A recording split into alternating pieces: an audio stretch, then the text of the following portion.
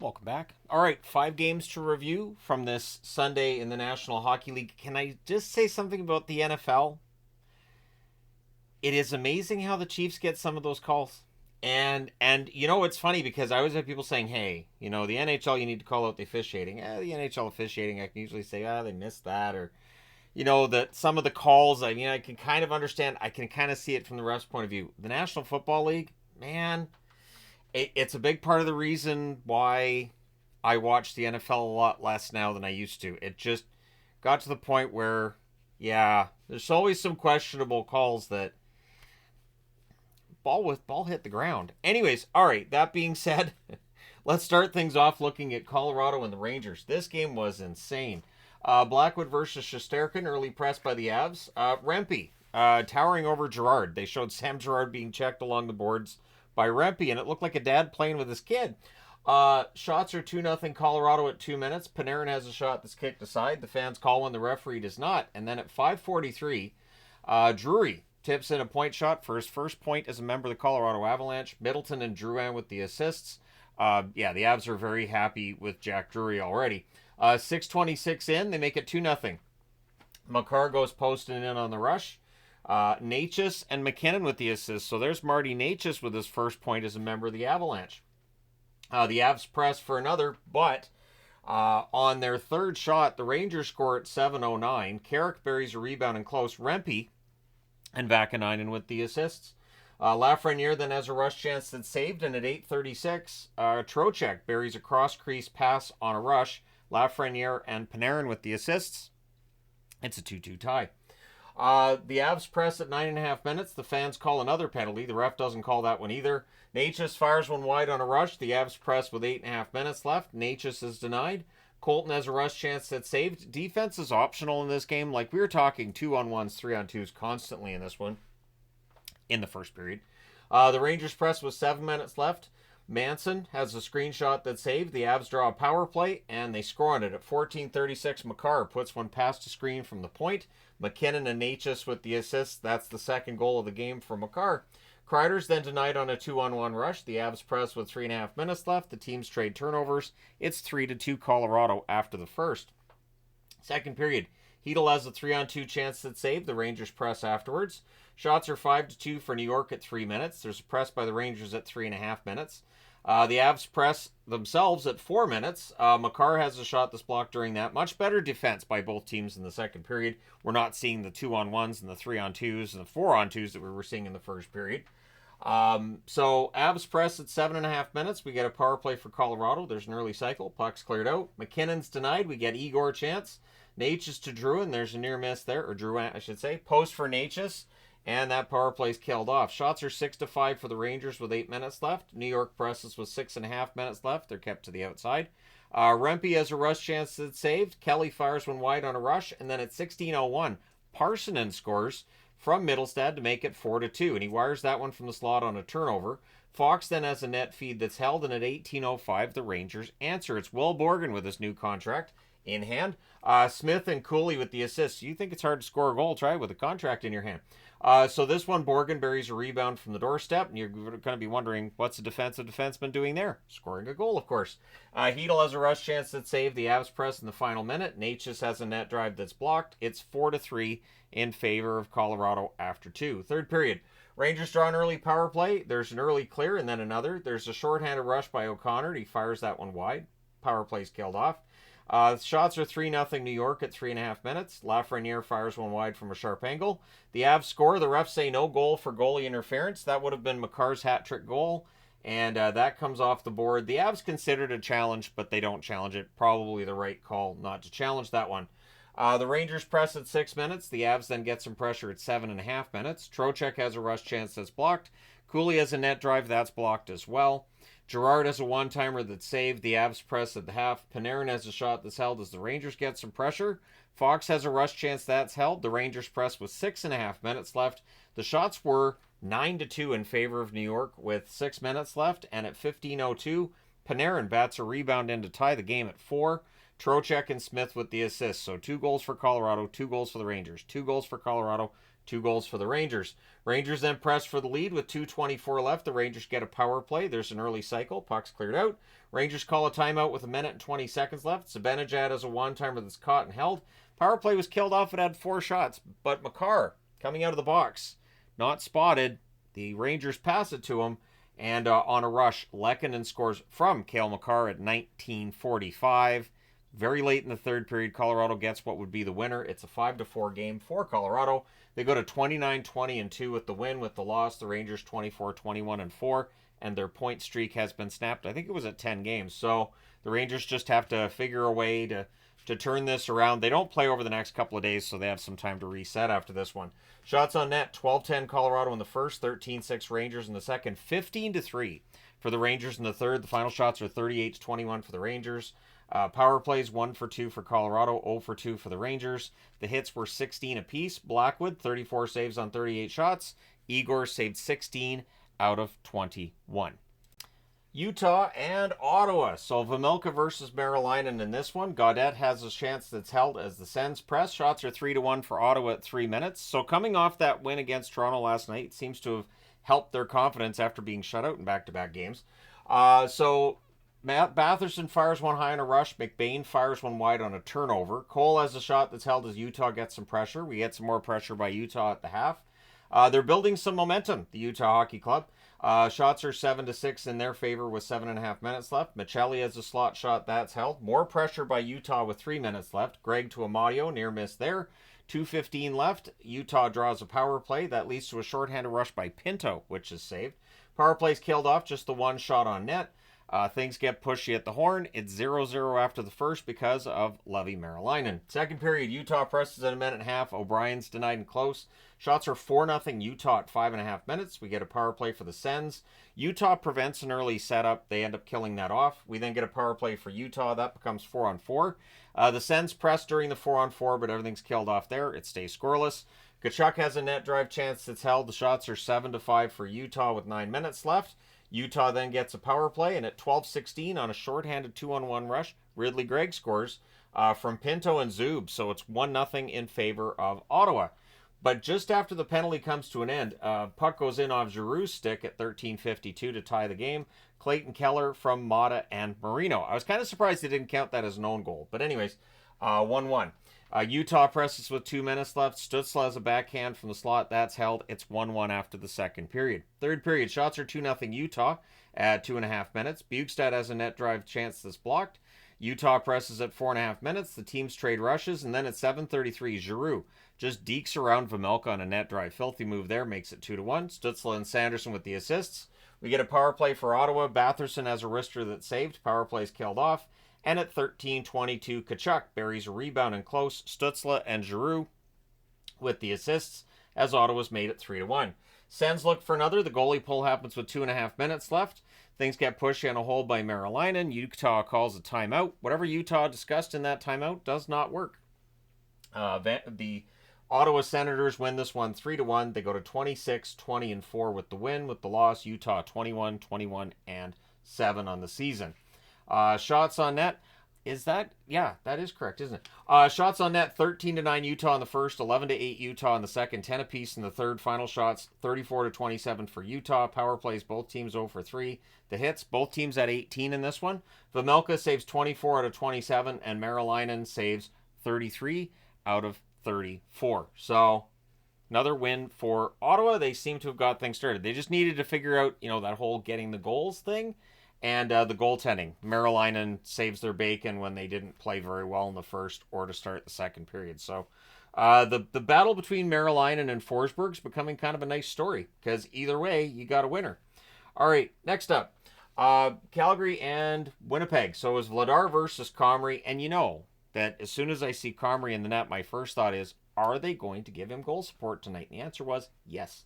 So, good forechecking by the Flames, which is the best aspect of their game. And I don't mean that as an insult. Calgary Flames forechecking is kind of fantastic. I think they could teach other teams around the league how to do it. Morrissey has a wrister that's held. That was the only shot on net 3.5 minutes in at 5:28. Kyle Connor just goes beast mode. Absolutely filthy goal from the blue line in. Gustafsson with the assist on that. And so it's 1-0 for Winnipeg. Shots are 4-0 for the Jets at 9 minutes. We go a long stretch without a whistle, about 6 minutes. Connor has a net feed that's held. The Jets press with 8.5 minutes left. Ehlers has a shot that's held. There's some pushing. Scheifele exits for a while in this game. It looked like he maybe tweaked something in his leg, but it didn't look serious. He did skate off the ice, and he would return. Flames keep up the forechecking, and with 1:07 left, they draw a power play. So it's 1-0 Winnipeg after the first. The power play rolls over into the second, where the Jets do finish the kill. Things are pushy on a hold by Comrie. Pospisil has a chance that's held. Iafallo has a rush chance that's saved. But the shots are 3-1 for Calgary, and we're only 3 minutes in. There's a near miss for Kadri via a 3-on-2 rush.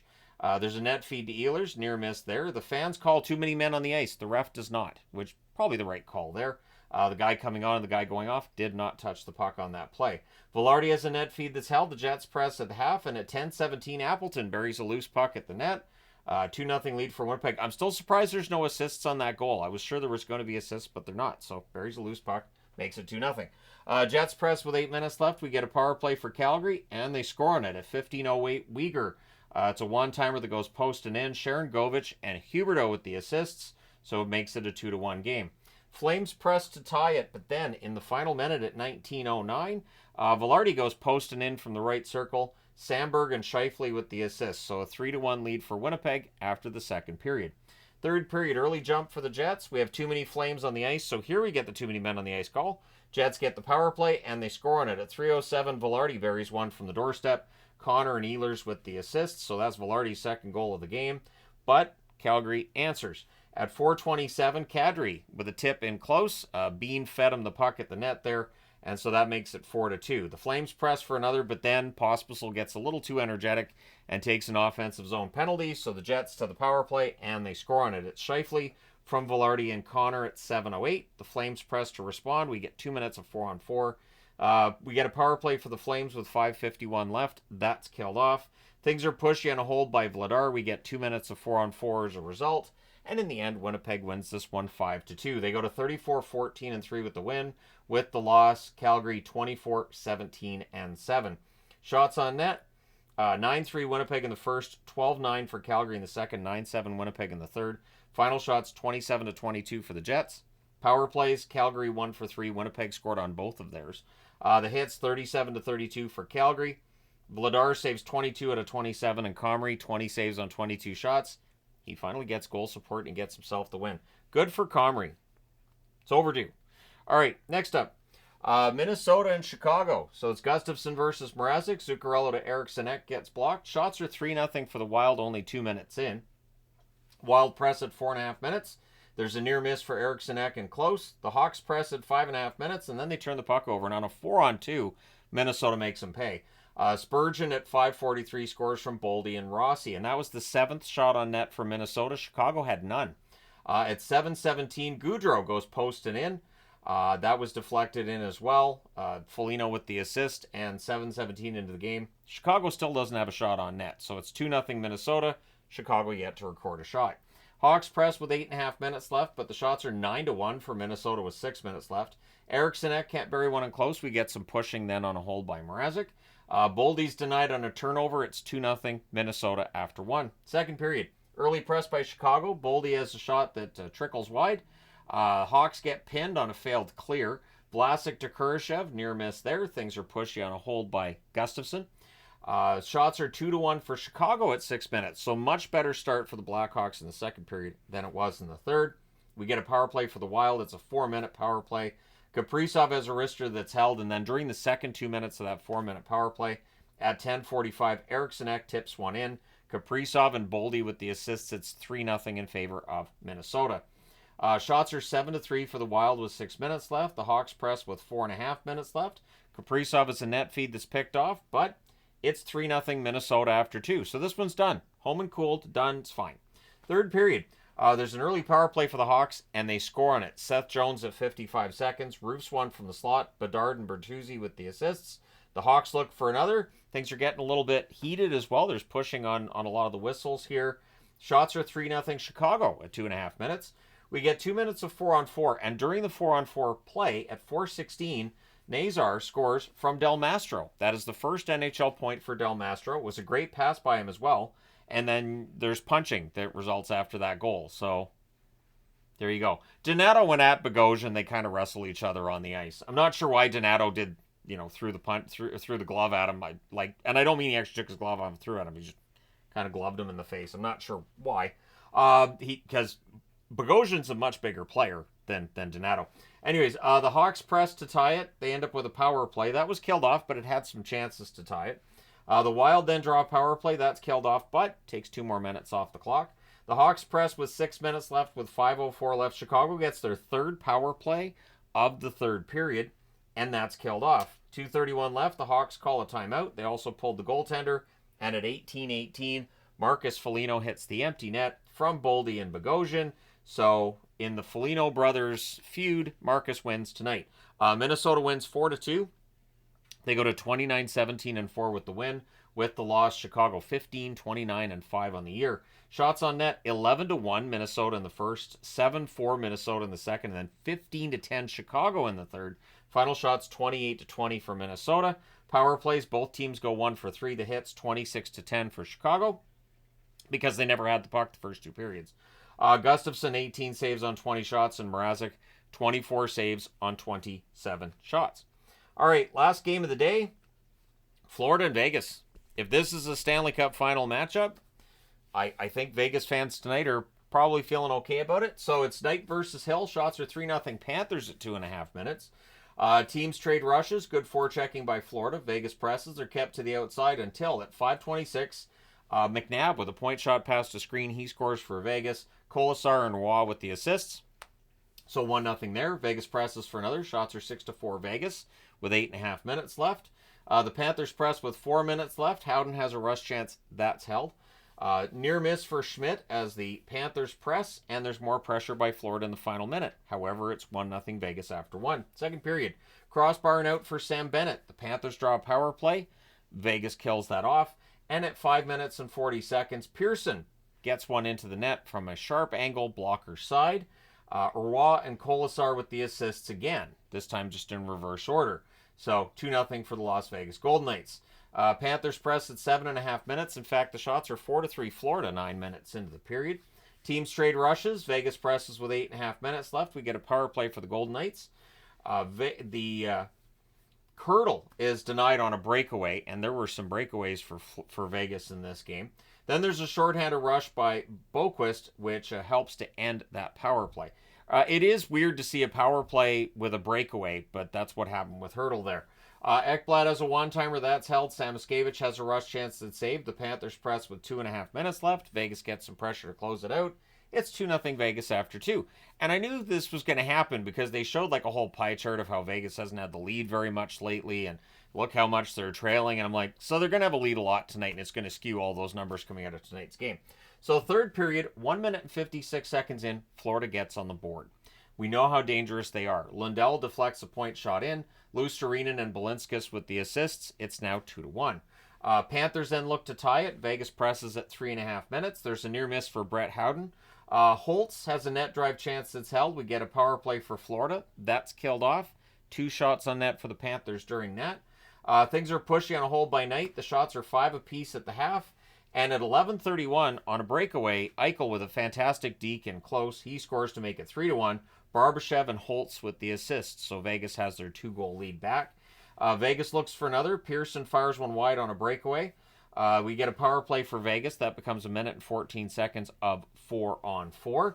The goalie pull happens to make it 5-on-4. Everything gets killed off. Panthers end up going offside too. Just couldn't quite get a lot going on. And then at 19:31, Hurdle gets the empty netter from Roy and McNabb. Vegas wins this one 4-1. They go to 31-15-4. They're now 1 point ahead of Edmonton again. Florida 29-19-3. They miss out on a chance to jump past Toronto today. So shots on net, 11-6 Florida in the first, 10-9 Florida in the second, 11-10 Florida in the third. Final shots, 32-25 for the Panthers. Power plays, the Panthers 0-3. Vegas 0-2. The hits, 36-14 for Florida. So a lot of hitting by Florida in this. Knight saves 21 out of 24, and Aiden Hill 31 saves on 32 shots. So there you go. Let me know your thoughts in the comment section below as always. Don't forget to hit like and subscribe in the event you may not have done so already. Thank you guys so much for all your support as always. I will talk to you again soon.